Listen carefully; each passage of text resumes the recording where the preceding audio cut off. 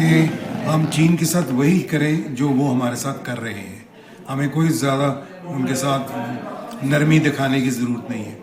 पाकिस्तान के खिलाफ तो आपको पता ही है, सरकार की क्लियर कट पॉलिसी है कि टेररिज्म और टॉक्स यानी कि आतंकवादी वो हरकतें करें और हम वो समझें कि हम उनसे बात करेंगे, तो ये गलत फहमी है। साल हम कसौली क्लब में स्ट्रेटिजिक स्टडीज सेल है जो हमारा, हम हर साल कसौली वीक के दौरान कोई भी सिक्योरिटी स्ट्रेटिजिक सब्जेक्ट जो अहमियत रखते हैं, जिस पे भारत को, जिन चीज़ों पे भारत को होशियार रहना है, आगे तरक्की करनी है, मिलिट्री प्रिपेयर्डनेस बढ़ानी है, तो वो हम डिस्कस करते हैं। तो इस साल जो था हमारा वो था कि कौन से ग्लोबल और रीजनल डिसरप्शंस जो हो रही हैं दुनिया भर में, वो उस पर क्या वो इम्पैक्ट करेंगी भारत की सुरक्षा पे। तो इस दफ़ा हमने 4 सब्जेक्ट्स सेलेक्ट किए थे। सबसे पहला था पाकिस्तान के साथ क्या हमें करना चाहिए। दूसरा हमारा सब्जेक्ट था चाइना के बारे, कि चाइना की क्या फ्यूचर स्ट्रेटजी है हिंदुस्तान के बरखिलाफ। तीसरा था, जो कि बड़ी अहमियत रखता है अब, कि हमारे जो अंडमान और निकोबार आइलैंड्स हैं उनकी स्ट्रेटिजिक सिग्निफिकेंस क्या है, यानी कि उनकी स्ट्रेटिजिक अहमियत क्या है। आपको पता है कि वो इंडियन ओशन में है और वहाँ से और कोई तकरीबन 1300 किलोमीटर है अपने इंडियन मेनलैंड से, और ये जो पूरा चाइना को ट्रैफिक जो चाइना को जाती है अपनी शिपिंग, इस पे डोमिनेट करता है। और मलाका स्ट्रेट है जो, जिसमें से कि चाइना की बहुत सारी शिपिंग जाती है उनका तेल लेके, उनकी सप्लाईज लेके। तो उसके बारे भी हमने डिस्कस किया कि हम कैसे इंडियन ओशन को इंडिया का ओशन ही रखेंगे। तो ये था।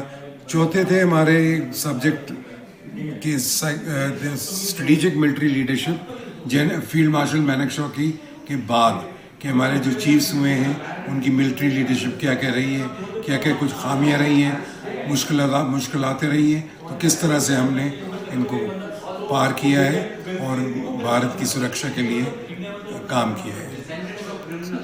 हमें सबको याद रखना चाहिए, कोई भी सरकार है, पूरे देश को याद रखना चाहिए कि जो मिलिट्री प्रिपेयर्डनेस है वो बहुत टाइम लगती है। ये दुकान में नहीं है कि आप जाइए किसी भी दुकान में पैसे दे के कुछ सामान ले लीजिए, नहीं।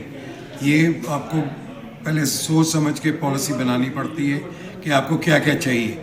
अगर आपके बरखिलाफ चीन है, आपके बरखिलाफ पाकिस्तान है, इंडिविजुअली और कलेक्टिवली, यानी दोनों इकट्ठे होके, तो आपको क्या क्या चीज़ें चाहिए, आपको क्या क्या military equipment, platforms, tanks, aircraft, guns, artillery, missiles वगैरह वगैरह।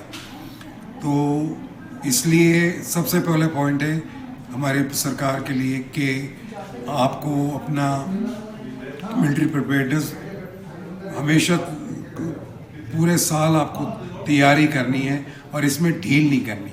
और इसके लिए क्या है कि अभी हम बहुत बड़े आर्म्स इम्पोर्टर हैं, लेकिन क्योंकि सरकार ने ये काफ़ी सालों से शुरू की हुई है आत्मनिर्भरता की पॉलिसी, तो उसके लिए हमें क्या क्या करना चाहिए, जिसमें कि प्राइवेट सेक्टर को भी मिलाना है, आपने प्राइवेट सेक्टर को भी मिलाना है।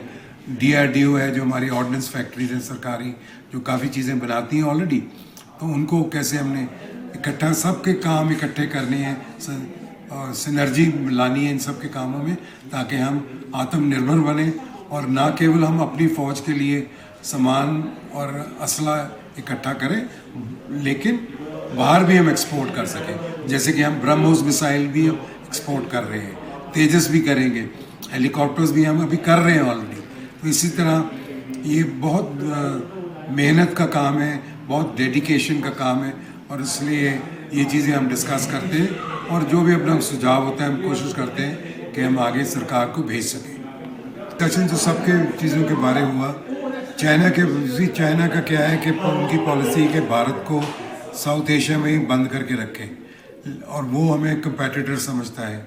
तो और ठीक है, कोई बात नहीं, अभी उनको गलवान के बाद उनको अच्छी चोट लगी है भारत के फौजी सिपाहियों से। तो हमें भी अपना इंश्योर करना है कि हम चीन के साथ वही करें जो वो हमारे साथ कर रहे हैं। हमें कोई ज़्यादा उनके साथ नरमी दिखाने की ज़रूरत नहीं है। पाकिस्तान के खिलाफ तो आपको पता ही है, सरकार की क्लियर कट पॉलिसी है कि टेररिज्म और टॉक्स यानी कि आतंकवादी वो हरकतें करें और हम वो समझें कि हम उनसे बात करेंगे, तो ये गलत फहमी है। और जैसे कि पुलवामा के बाद बालाकोट में स्ट्राइक किया था, तो वो कुछ करेंगे तो हम लोग भी फिर उनको छोड़ेंगे नहीं।